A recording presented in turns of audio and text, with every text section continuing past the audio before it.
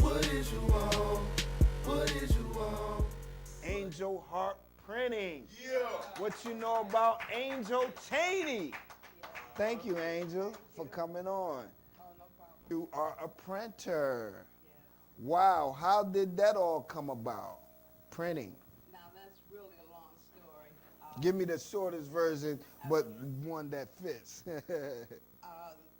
The best one I can tell you is because of a diagnosis that they gave me years ago.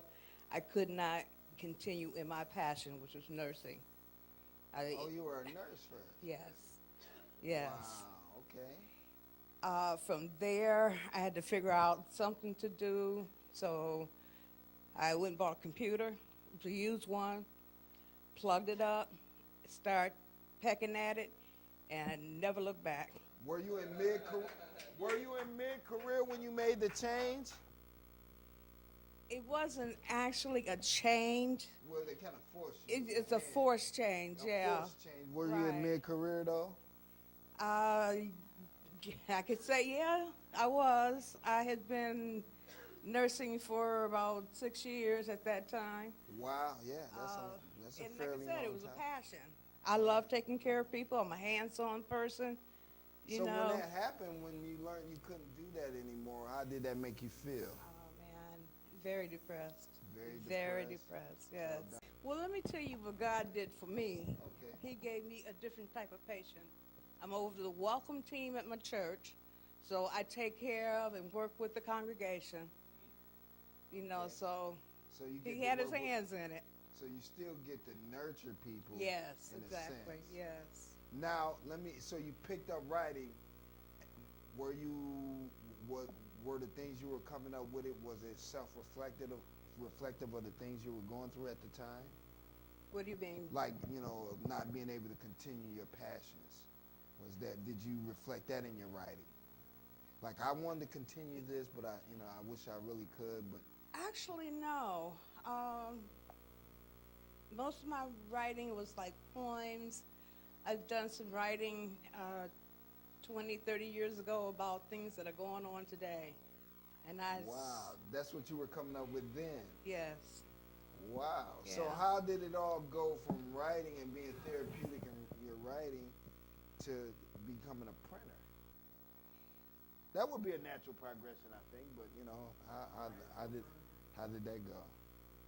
As I was trying to find out what to do with my computer, Okay. I started out just typing letters and things like that.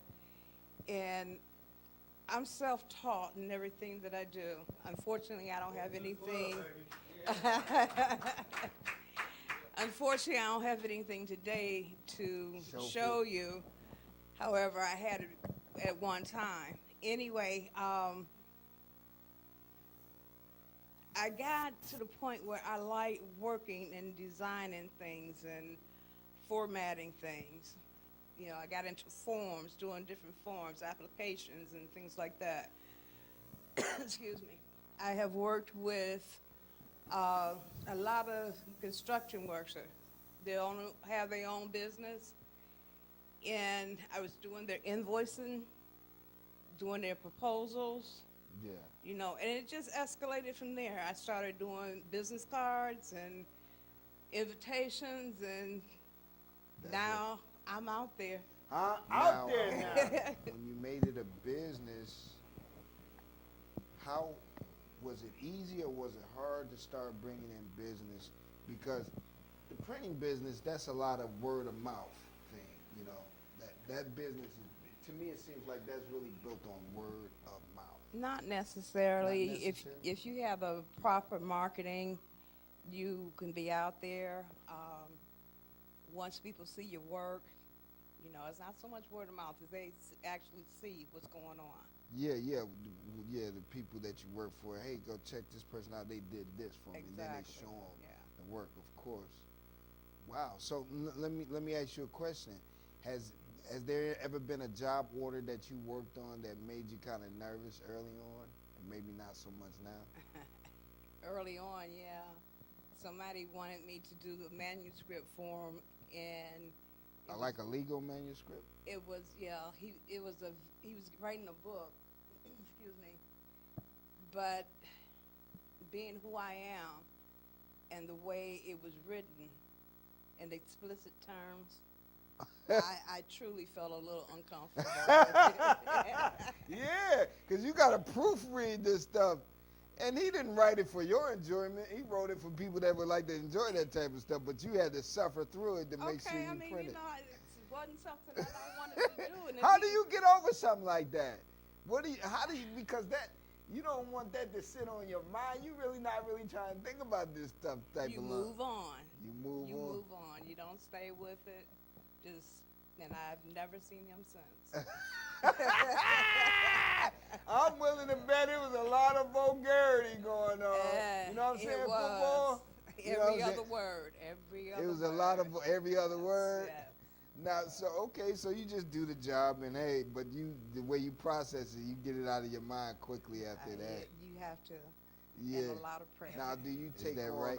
a younger generation and kind of show them the light on some of the things, on how to do some of those things you're doing with the printing company? I haven't had the opportunity yet, but as I progress and start doing more things, I was going to bring some in, try to get some of the college students to come up and help them, Right. you know, so.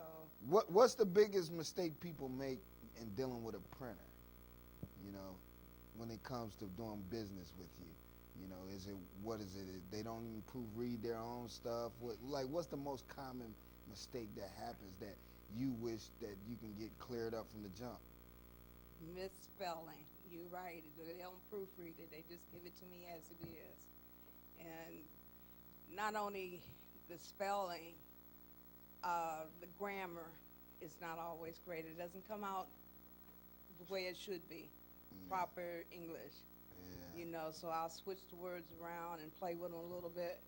And, oh, okay, I like that. I like that. Oh, You know, okay. so once they get it back, you know, they're happy with it. Now you got a location. You got a brick and mortar where you actually do business out of. Where are you located at? I'm at 8600 Cedar Avenue, and if anybody needs a landmark, I'm right across the street from Redwaters. Okay. Yeah. Now, how long you been in the printing business, Angel? I started in '04, you know, just dabbling with it, you know, and actually stepped out here about 2-3 years ago, you know, so. Oh, is that right? Yeah. Okay. So what have you learned that's helped you through these 3 to 4 years that's kept you going? What have I learned? That's a good question. It has been an experience the whole time. Hard work. Yes, it is. Yes, it is. I specialize in doing obituaries. That's also a part of my nurturing with people because they come in, they don't know what they want, and I try to calm them down, and they feel a lot better. Yeah. You know, so. That makes you feel good being able to help them out in that type of way, doesn't it? Yeah. Oh, yes. Huh? Oh, yes. Huh? What you know about that? Selfless. Yeah. Yeah, you gotta like this woman. She's gonna help you. She's gonna feel what you're going through and help you bring your vision to life. That's You want to right. work with somebody like that. Now, what's the telephone number? And if they wanted to contact you, are you on social media and give that type of thing up? I haven't really got on social media just yet, but I got a feeling after tonight I won't be on there. Yeah, y'all. Hey, get with Miss A. Yeah, she's on Facebook, Yes. Angel Heartt Printing, so you can check her out there. You got a telephone number you want to give away? It's 216-225-3707. Support Angel Heartt Printing. She get the job done. Give it up Yeah. right here from Miss Yeah. Angel Chaney. Thank you. Glad T, that's me, Hollywood in the Hood.